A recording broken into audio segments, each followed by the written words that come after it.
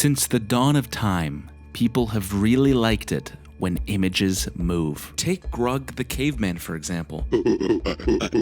Grug realized that if he superimposed different cave illustrations on top of each other, depending on the angle and direction of lighting one glimpsed the drawings from, different illustrations would catch the light at different times. And so if one viewed the drawings with, say, a flickering fire in hand, the drawings would appear to move. Nifty, eh? Well, things were about to get much more nifty when thousands of years later, people realized that taking a bunch of images and flickering between them extremely quickly produces the illusion of motion. First came the thaumatrope, then the phenakistoscope, then the zoetrope, then the praxinoscope, then the zoopraxiscope.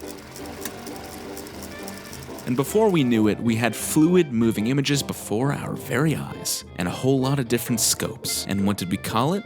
Film. But not all film had to be filmed, if you catch my drift. And people quickly started to realize that, including one Walt Disney. Having become interested in animation after working on commercials that made use of moving cutout shapes, Walt saw cinematic potential in the future of animation, though not via cutouts. He favored cell animation, in which different drawings would be drawn onto a transparent animation cell and composited over top of a static background, allowing for more dynamic animation. He hastily began work on creating his very own iconic mascot, inspired by the likes of Felix the cat. You all know exactly where this is going.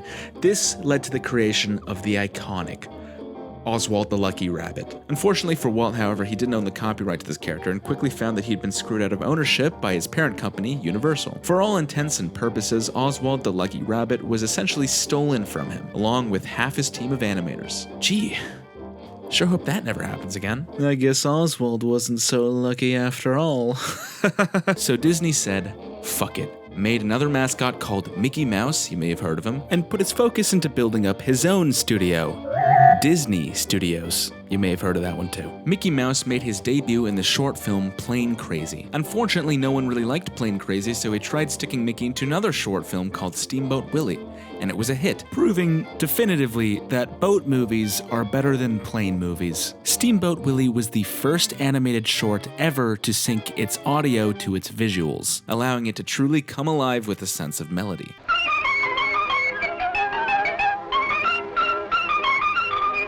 What followed was animation's first ever golden age. Between Disney Studios and its competition, everyone was racing to push the medium to its limits. And by limits, I mean they all made short films where four people dance identically next to each other.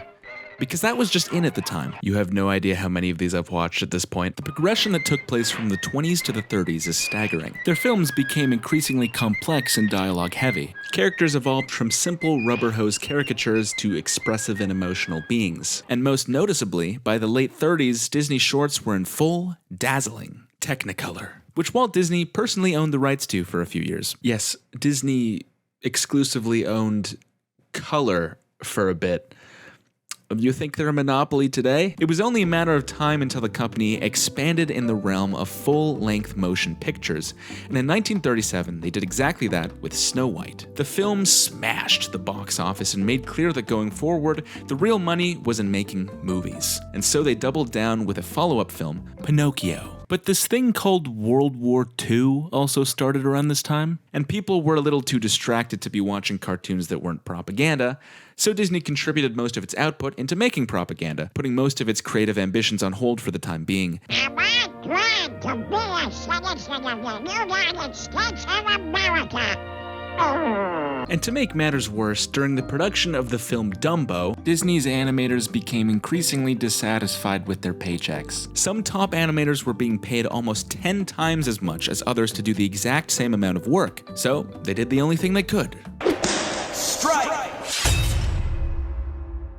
Walt was so pissed off by this, Walt was so pissed off by this that he retaliated against the strikers, blacklisting and retroactively revoking their credits on movies like Fantasia, tried to punch one of them in the face, and worst of all, drew them as ugly, gross clowns in Dumbo. Eventually, the government had to step in to ensure a deal was reached that involved the reinstatement of all employees fired before the strike, the complete and total equalization of pay, and ensured rights for animators going forward. And yes, this is back when the US government helped to protect unions. Believe it or not, that was a thing at one point. After the dust settled, Disney Studios had lost almost half its total workforce, many of whom split off to start a rival studio. Sounds weirdly familiar. After this, Disney scaled back a little and spent the next decade releasing shorter compilation films as opposed to single narrative ones. But by the time the 50s came around, they had finally gained back the confidence to make real movies.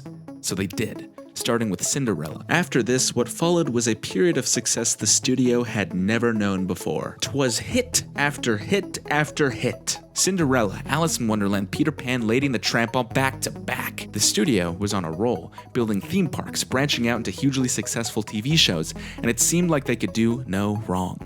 Then Sword in the Stone was released. But after that, they got right back on the wagon with their smash hit The Jungle Book, an iconic film everyone would come to know and love. Except for, unfortunately, Walt Disney himself, because he passed away shortly before the film was released, having gotten cancer from watching Sword in the Stone. The silver lining to this was that he'd never have to go through the trauma of paying his animators decent wages ever again.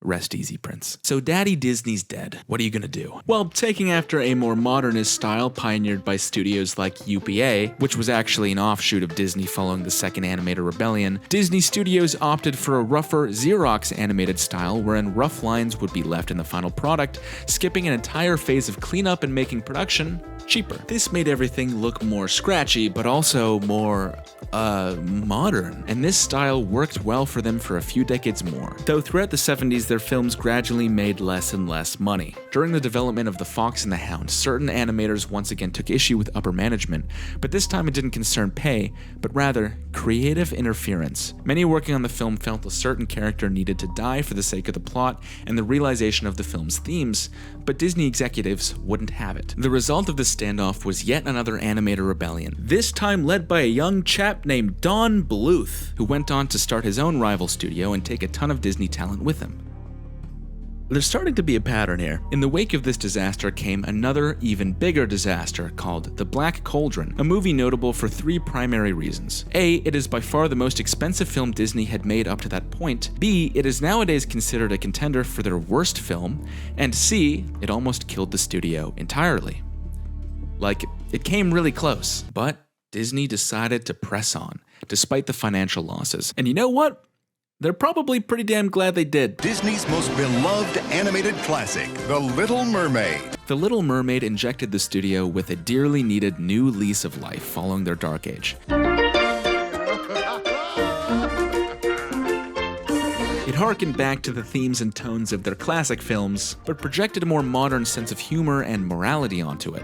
The result was a formula for money. Beauty and the Beast, Aladdin, The Lion King, Mulan, Tarzan. It was like they could do no wrong. They were making so much money they didn't even care that a fourth rebellion was fomenting amongst their ranks, this time led by Jeffrey Katzenberg, who'd grown sick of the studio's higher-ups and decided to break away to form a studio of his own, called DreamWorks. Well, at least they didn't care until DreamWorks became their main competitor and arguably started eating into their profits. Then they started caring even more when DreamWorks stole half their employees by offering them better pay and treatment. And then they really started to care when their movies started flopping because of their refusal to embrace the more satirical and adult subject matter other studios were exploring. So they tried copying DreamWorks, but without the talent behind Katzenberg's studio, the results were less than stellar. It almost looked as if they were primed for another dark age. This led to the CEO who had led Disney through its Renaissance era, Michael Eisner, being ousted from power and replaced with Bob Iger. And Bob had a plan to save the studio.